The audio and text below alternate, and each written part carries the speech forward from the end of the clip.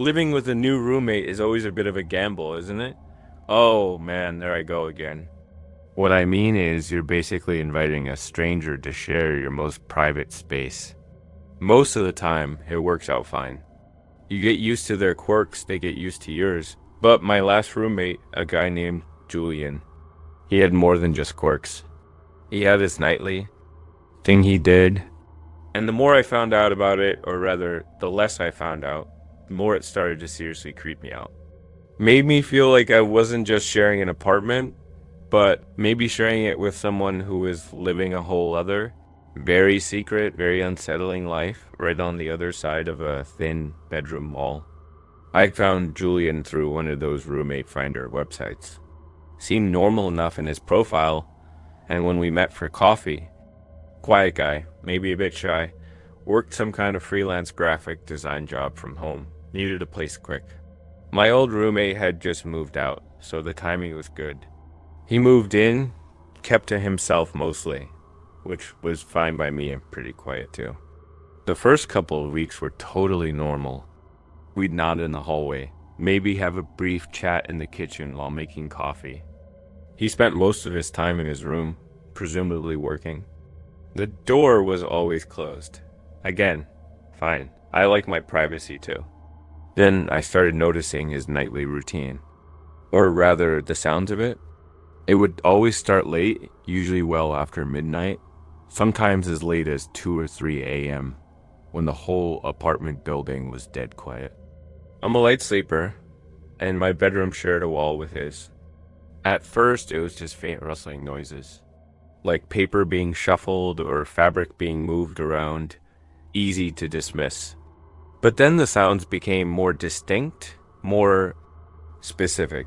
There was this soft, repetitive tearing sound, like someone very carefully tearing paper into small strips over and over. Sometimes it would go on for half an hour. What was he tearing? And why so late, so quietly? Then there was the arranging. I'd hear these tiny, almost inaudible clicks and taps, like small objects being placed very precisely on a hard surface, maybe his desk. Click, tap, slide, click, tap, slide. Again, very rhythmic, very methodical. It wasn't loud enough to be truly annoying, but it was persistent enough and strange enough to keep me awake, listening, wondering what in the world he was doing in there. And sometimes, very faintly, I'd hear him whispering. Not like he was on the phone. It was a low, continuous murmur, too indistinct to make out any words, but it had this weird, almost chant-like quality. It would rise and fall, then stop, then start again. I tried to ignore it. Told myself he was just an eccentric artist, maybe working on some weird collage project late at night. Or maybe he had obsessive, compulsive tendencies. None of my business, right? As long as he paid his share of the rent and didn't burn the place down. But the curiosity and a growing sense of unease started to get to me. His door was always locked when these nightly rituals were happening. If I happened to get up to use the bathroom and walk past his door, I'd hear the sound stop instantly, followed by dead silence until I was back in my own room. He knew I was out there. He was listening for me, just as I was listening for him. It felt like this weird, silent game of cat and mouse. One night, I couldn't take it anymore. The tearing sound had been going on for almost an hour. I had to see. I crept out of my room, down the hall. His door, as usual, was closed tight. But the old air vent that connected our rooms near the ceiling, I had never paid it much attention before. I dragged a chair over, very quietly climbed up. The vent cover was loose. I managed to wiggle it just enough to create a tiny slit I could peer through, down into his room. My heart was pounding. What was I going to see? His room was dimly lit by a single desk lamp. He was sitting at his desk, his back mostly to me. And he was surrounded by paper, piles and piles of it. and photographs. Hundreds of photographs spread out all over his desk on the floor. And he was meticulously tearing the photographs into tiny, tiny pieces, then arranging the pieces into strange, mosaic-like patterns on large sheets of black cardboard. The whispering I'd heard. He was whispering to the photographs as he tore them. No more smiles, I heard him murmur once, very clearly. No more looking. And the photographs. As my eyes adjusted, as he shifted, I saw what some of them were. They looked like candid shots of people, strangers, people on the street, on the subway, in parks. Just ordinary people going about their day, completely unaware they were being photographed. And then, apparently, being brought back here, torn into confetti, and rearranged into these disturbing patterns. A cold dread washed over me. This wasn't just eccentric. This felt obsessive, predatory. Was he just an artist with a weird process? Or was this something much darker? Was he stalking these people? Were these patterns some kind of trophy? Or a way of exerting control? I climbed down from the chair, hands shaking, heart hammering. Got back into my room, locked my own door. Didn't sleep at all. Just lay there, thinking about what I'd seen. The torn faces, the whispered words, the sheer obsessive intensity of it. The next day, I tried to act normal around Julian, but it was hard. Every time I looked at him, I just saw him hunched over those photos, tearing, arranging, whispering. He seemed oblivious to my inner turmoil, just his usual quiet, reserved self. The resolution, my escape, came a few days later. I couldn't live like that. Couldn't sleep, knowing what was happening on the other side of the wall. I found an excuse, said my sibling needed to move in with me urgently, and told Julian he needed to find another place. I gave him 2 weeks. He just nodded, that same blank expression. No questions, no argument, which in itself was kind of creepy.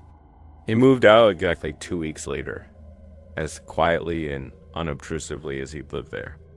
When I finally got the nerve to go into his empty room, it was spotless.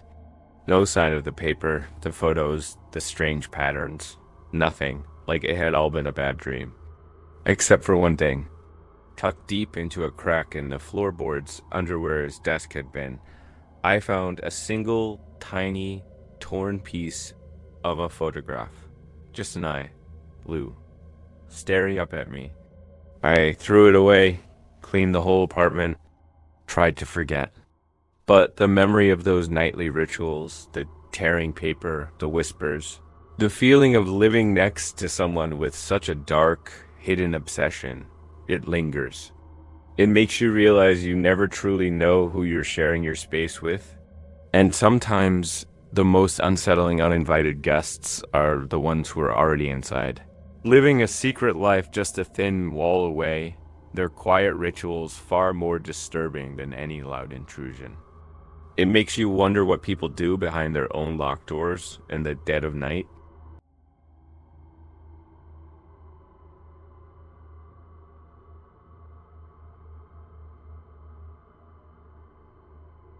Alright, so this one still properly creeps me out whenever I think about it.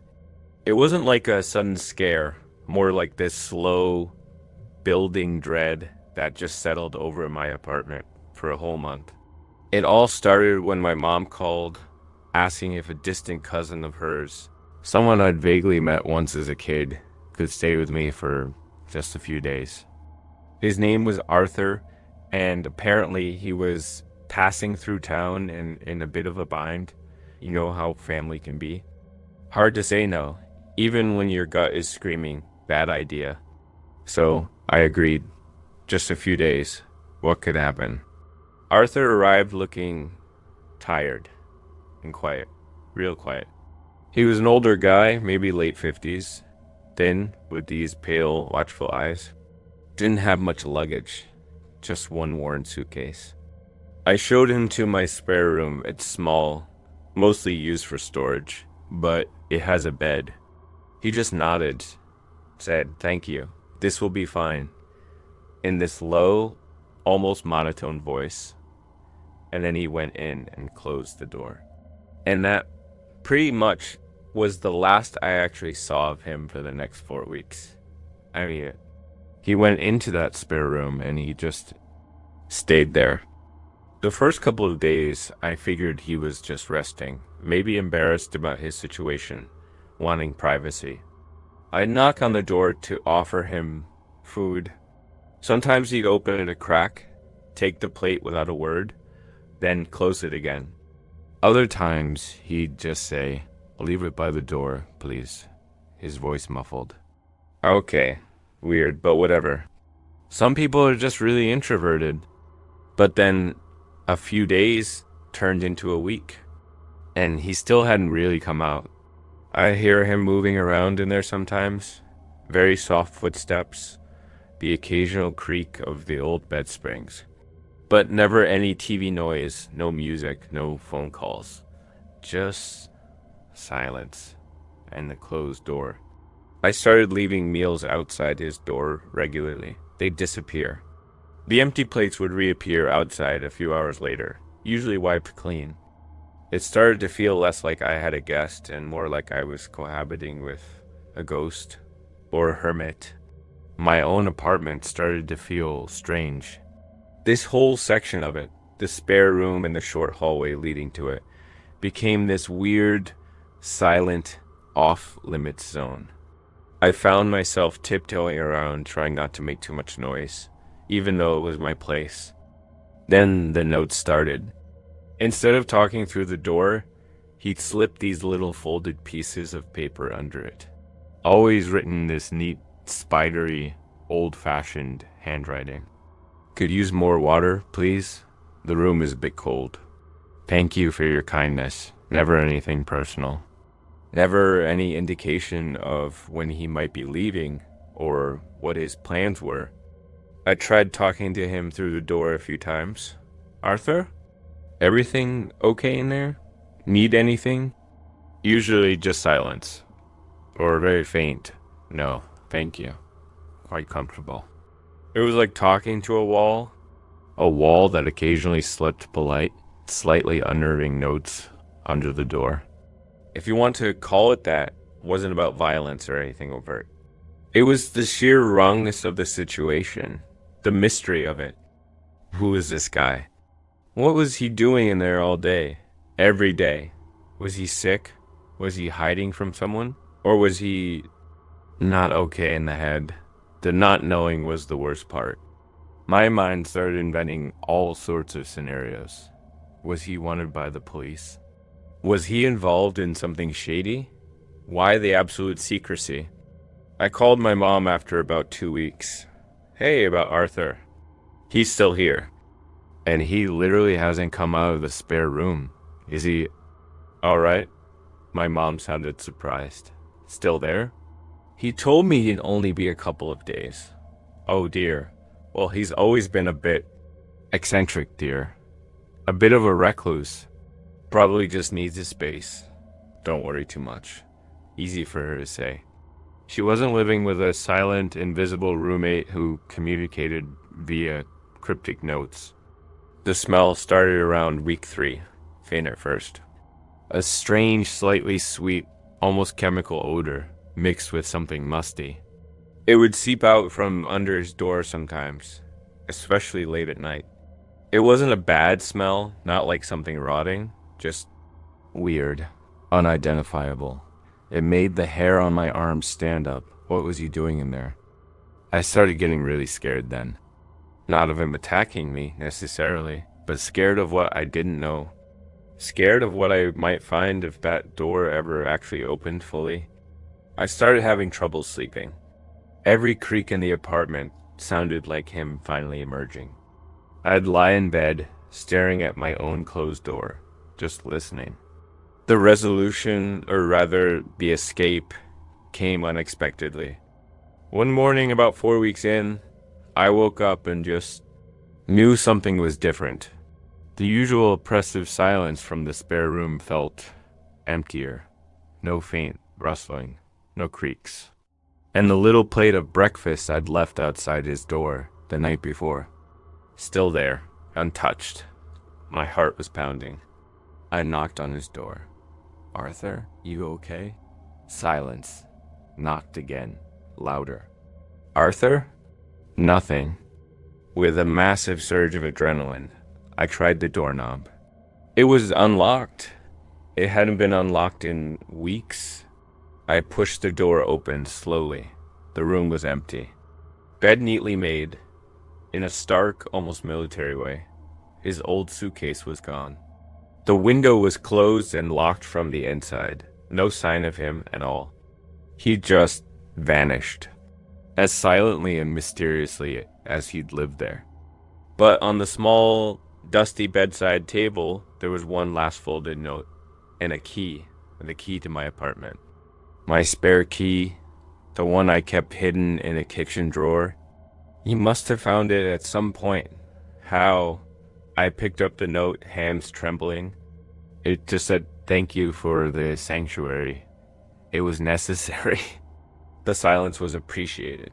Do not look for me. It is safer for you this way. Safer for me? What did that mean? What was he involved in? Who was he hiding from? The questions just piled up with no answers. The police? What could I tell them?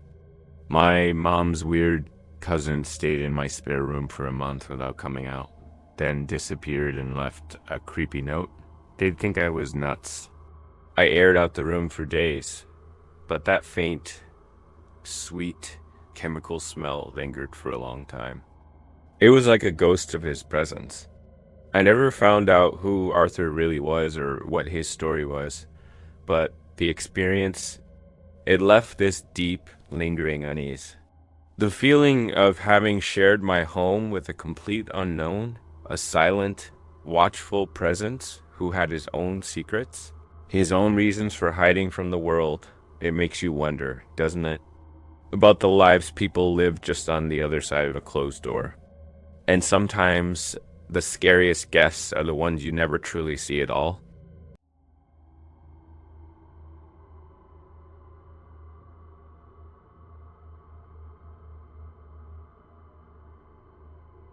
Alright, so this happened a couple of years ago when I was living alone in this kind of small, slightly rundown apartment in the city. You know how it is trying to make ends meet? My friend, Sarah, calls me up one day, says her friend of a friend. This guy, Alex, is in a bit of a bind. Lost his job, got kicked out of his place, needs somewhere to crash for just a few nights, a week tops, while he gets back on his feet. Sarah vouched for him, said he was a good guy, just down on his luck. I had a spare couch, and I've been there needing help. So I said, okay, just a few nights. What could go wrong, right? Famous last words, as they say. Alex showed up that evening. Seemed okay at first. Quiet guy, polite enough, didn't have much stuff with him, just a backpack and a duffel bag. He was grateful, kept saying how much he appreciated it. I showed him the couch, the bathroom, told him to make himself at home within reason. The first night was fine. I barely knew he was there. But then things started to get weird. Little things at first. I'd come home from work, and stuff in my apartment would be slightly out of place. Not like he was rummaging through my things, nothing obvious like that. Just small stuff. A book on my shelf tilted at a different angle. The coffee mugs in the kitchen rearranged. My mail, which I always left on the little table by the door, would look like it had been picked up and then put back down, maybe not in the exact same order. I told myself I was being paranoid. He was just settling in, moving around. It's bound to happen when someone new is in your space. Then he started knowing things he shouldn't know. One morning, I was making coffee, and he casually mentioned he hoped my presentation at work went well later that day. I froze. I hadn't told him about any presentation. Hadn't even mentioned it to Sarah. How did you know about that? I asked, trying to keep my voice light. He just shrugged, gave this vague little smile. Oh, just figured you seemed a bit stressed about work stuff. But he hadn't figured. He knew. Another time, I was looking for my favorite old band t-shirt, one I hadn't worn in ages. Kept it tucked away at the bottom of a drawer. Couldn't find it. Later that day, Alex walks out of the bathroom after a shower. And what's he wearing? My t-shirt. Hey, I said, trying not to sound too accusatory. That's my shirt. He looked down, faint surprise. Oh man, is it? Sorry. Must have gotten mixed up in the laundry I did. Except he hadn't done any laundry at my place yet, and that shirt was buried. How did he even find it? If you can call it that for something so domestic, started to really set in. This wasn't just an awkward house guest. This felt like surveillance. Like he was studying me, my habits, my belongings, with this quiet, intense focus. He knew what time I usually got home, even if my schedule varied. He knew what kind of takeout I liked, even though I'd never ordered it while he was there. He'd make these little comments, oh, you're out of that Earl Grey tea you like, when I hadn't even realized I was out yet. The worst part was, he was never overtly threatening. Always polite, always quiet. If I confronted him about knowing something, he'd have a plausible, if slightly flimsy, excuse. Oh, I must have overheard you on the phone. Or Sarah mentioned it, I think. But Sarah later confirmed she hadn't told him most of these things.